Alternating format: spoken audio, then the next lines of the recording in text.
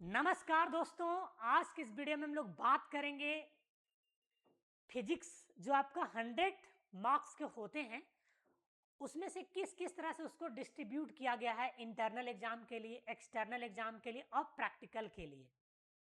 और साथ ही साथ आपको ये भी बताएंगे कि एक्सटर्नल एग्जाम जो होंगे उसमें किस तरह से क्वेश्चंस पूछे जाते हैं, कितने मार्क्स के लॉन्ग क्वेश्चंस होंगे, कितने शॉर्ट क्वेश्चंस होंगे, है ना। किस तरह से हम तैयारी करें ताकि एक भी क्वेश्चन मेरा छूटे ना। तो आइए स्टार्ट करते हैं इस वीडियो को। देखिए, सबसे पहले इस बात को याद रखो कि जो फिजिक्स मेजर पेपर आपका है ना, मेजर पेपर फिजिक्स है, वो 100 मार्क्स का है। ये 100% सही है, ठीक। अब इसमें से हम लोग इसको डिवाइड कर सकते हैं कि थ्योरी जो है वो 75 मार्क्स के होंगे और जो प्रैक्टिकल है वो 25 मार्क्स का होगा। तो 75 प्लस 25 100 है ना। अब देखो, ये जो थ्योरी पेपर जो 75 मार्क्स के हैं उसमें से आपका एक्सटर्नल जो एग्जाम है ना, एक्सटर्नल एग्जाम जी, वो याद रखेंगे वो 60 मार्क्स का एक्सटर्नल एग्जाम होगा। और ये जो एग्जाम होगा वो इंड सेम में होगा, मतलब 6 मंथ जब आपका कंप्लीट हो जाएगा तब होगा। और पता है, इस एग्जाम्स को आपको देने के लिए आपको सेंटर प्रोवाइड कराई जाएगी, फॉर्म फिलअप पहले करना होता है जी, तब आपका इंड सेमेस्टर का एग्जाम आप लिखेंगे, है ना, इंड सेमेस्टर में। और ये आपका सेंटर पे एग्जाम होगा।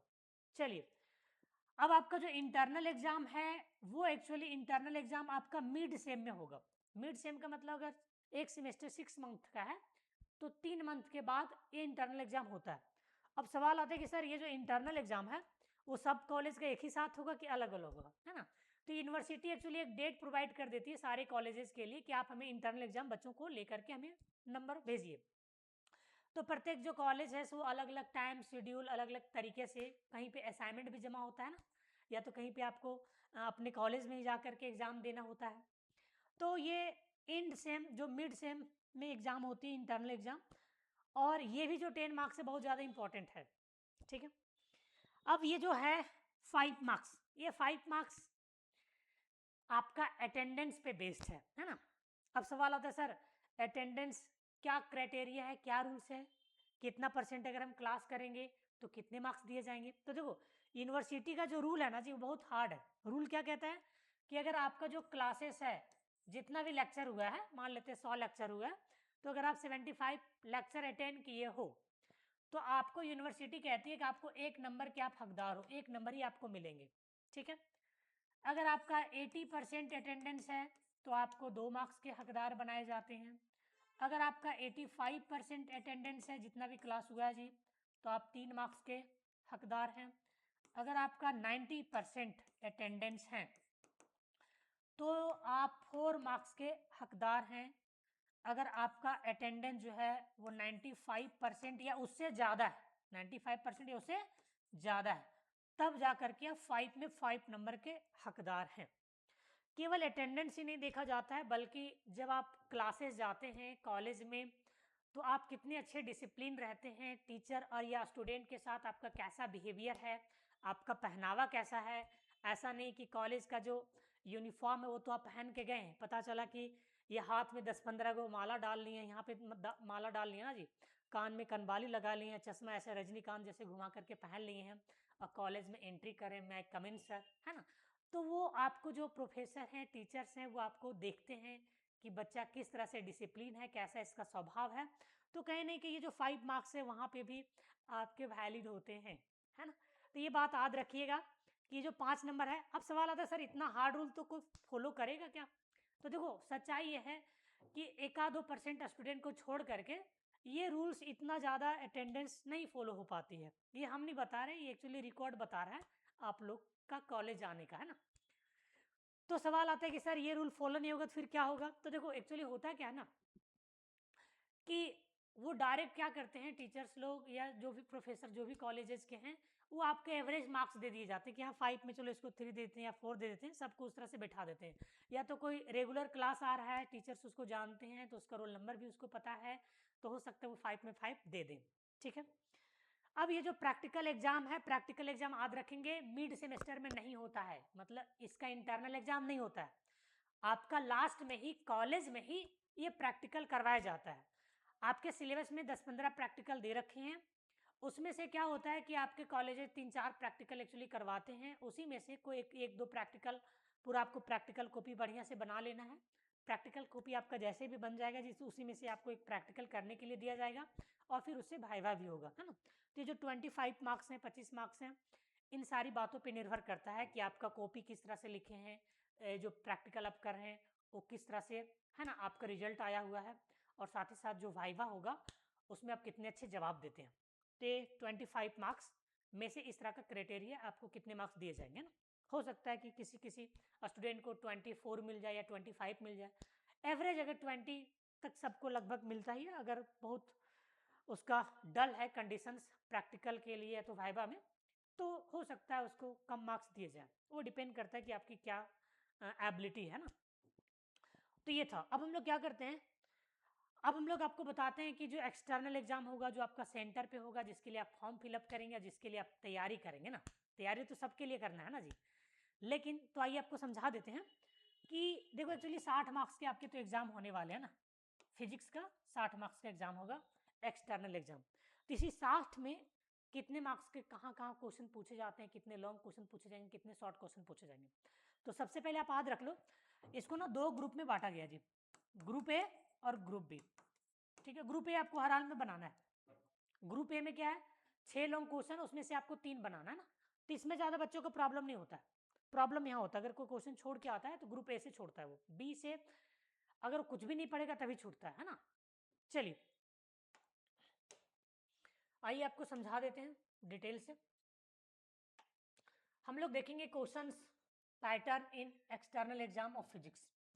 याद रखेंगे जो क्वेश्चन पेपर आपका होगा कंटेन्स 2 ग्रुप। पहला ग्रुप आपका ए है और ग्रुप बी है। In which group A is compulsory, group A आपका 100% कंपलसरी, इसको बनाना है तो बनाना, सारा का सारा क्वेश्चन बनाना है ना। देखिए याद रखेंगे ग्रुप जो ए आपका है उसमें 300 टाइप क्वेश्चंस होते हैं। क्वेश्चन 1, क्वेश्चन 2 और एक और आगे है क्वेश्चन 3, है ना। ये जो क्वेश्चन आपका 3 है, ठीक है।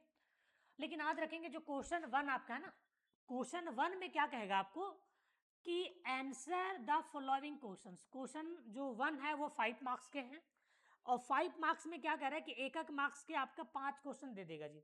इसमें छोटे छोटे डिफिनेशंस होते हैं, बहुत सिंपल सिंपल कुछ मतलब क्वेश्चंस पूछे जाते हैं, मतलब very short type answer type questions होता है ना। केवल डिफिनेशन आपसे पूछ देगा या तो किसी का सिंबल आपसे पूछ देगा, है ना, क्योंकि ये क्वेश्चन 1 मार्क्स के होते हैं।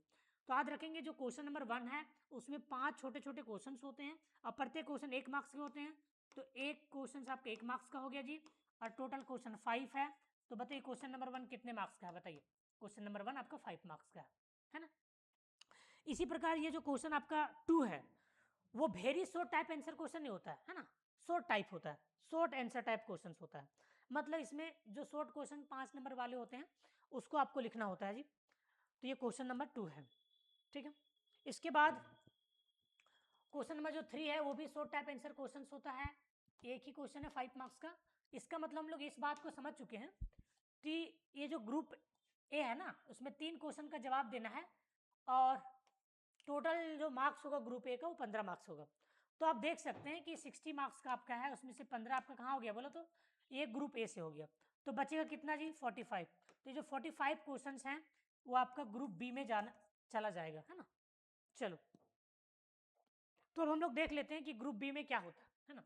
Group B contain 6 long type questions, answer any 3 questions in the group B. देखो कहने का मतलब है ना कि यहाँ पे थोड़ा सा आपको हौसला रखनी है, थोड़ा सा आसानी हो सकता है। कैसे, पूरा सिलेबस में आपको कोई भी 6 चैप्टर से 6 लॉन्ग क्वेश्चन को चूज करेंगे, ठीक है। पूरा सिलेबस का 6 लॉन्ग क्वेश्चन आपके सामने रखेंगे वो, और आपसे कहा जाएगा कि कोई भी 3 क्वेश्चन आप लिखो, आप स्वतंत्र हो। ऐसा कोई जरूरी नहीं है, जैसे क्वेश्चन नंबर 3 तो कंप्लीट हो गया तो 6 लॉन्ग कहाँ से स्टार्ट होगा, बताइए। 4 5 6 7 8 9, इसमें आप जो भी मन चाहें, कहेंगे सर हमको ये नहीं आता है, 4 नहीं आता, छोड़ दो। 5 नहीं आता, छोड़ दो। सर 7 नहीं आता, छोड़ दो। तो आपको अगर ये तीनों आता है ना, 6 8 9, तो आप बना लो। इसमें कोई जरूरी नहीं है कि आप किस क्वेश्चन को बनाते हो या किस क्वेश्चन को छोड़ते हो, है ना। अब सवाल आता है सर किस तरह का क्वेश्चन को हमें एक्सटर्नल एग्जाम में चूज करना चाहिए। तो याद रखेंगे जिस क्वेश्चंस में मैथमेटिक्स ज्यादा हो, मतलब लैंग्वेज पोर्शन कम हो, उसी क्वेश्चंस को आप लिखेंगे तो आपको बहुत ज्यादा अच्छे मार्क्स मिलेंगे। क्योंकि एक लॉन्ग क्वेश्चन जी 15 मार्क्स का होता है ना, एक लॉन्ग क्वेश्चन 15 मार्क्स का है, और आपको 3 क्वेश्चंस का ही जवाब देना ना, 3 क्वेश्चंस का ही जवाब देना है। तो टोटल कितना हो जाएगा बोला तो 45 मार्क्स आपका होने वाला है। और कोई भी आप दे सकते हैं, कोई जरूरी नहीं कि पहला 3 ही लिखना है तो लास्ट 3 लिखना है, या तो बीच वाला 3 लिखना है, ऐसा कोई रूल्स नहीं है, कोई भी आप दे सकते हो।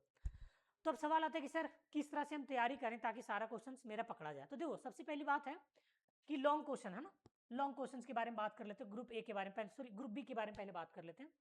ग्रुप बी में मान के चलो अगर एक आध चैप्टर आप छोड़ भी देते हो लॉन्ग क्वेश्चन पढ़ना, तो अब बाकी चैप्टर बढ़िया से कर लिए हो तो फिर भी आपका क्वेश्चन पकड़ा जाएगा, है ना। लेकिन ऐसा कोई जरूरी नहीं कि जिस चैप्टर को आप पढ़े उस चैप्टर से क्वेश्चन ही लॉन्ग नहीं है ना, ऐसा भी हो सकता है।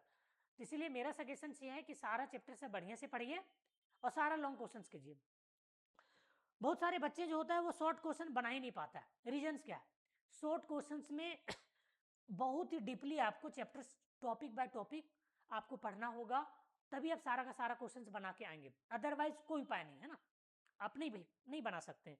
कुछ आता है कि सर हम केवल गेस क्वेश्चन टाइप करके चले जाए, पढ़ के चले जाए, तो गेस क्वेश्चन हो सकता है एक दो क्वेश्चन ऐसा हो जो काफी डीपली हो, लेकिन रहेगा तो सिलेबस सही है ना। तो इसलिए मेरा सजेशन है कि आप शुरू से मेजर पेपर बढ़िया से स्टार्ट कर दीजिए पढ़ने, और बहुत विशाल सब्जेक्ट है और बहुत ही ये 11th-12th का फिजिक्स नहीं है, ठीक है।